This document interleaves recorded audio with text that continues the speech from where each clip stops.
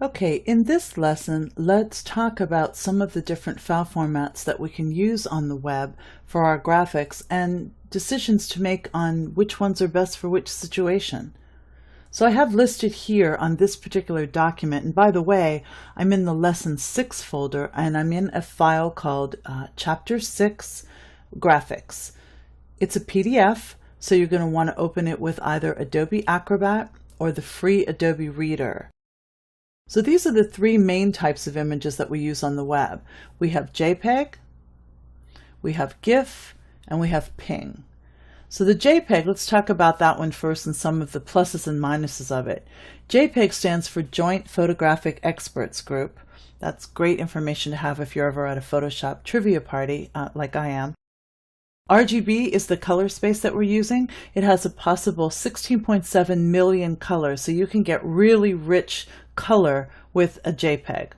It's a good choice for continuous tone images, and what we mean by that are images like photographs that have a lot of variations between colors. So gradients and just, so many different shades here as opposed to a flat, solid color.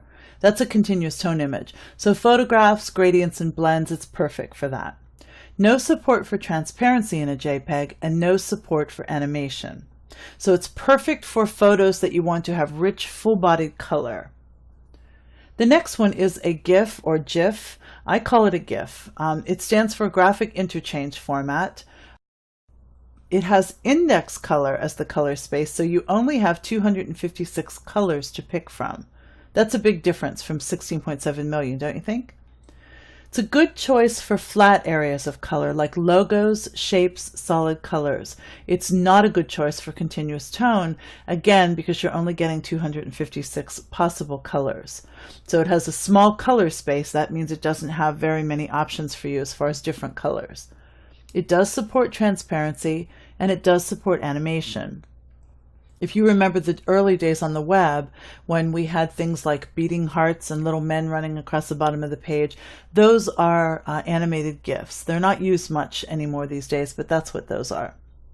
The third file size we'll get to in a second, but you can see that there are shortcomings of both of these. The JPEG gives you beautiful color, but there's no transparency or animation. GIFs have transparency and animation, but not beautiful full color.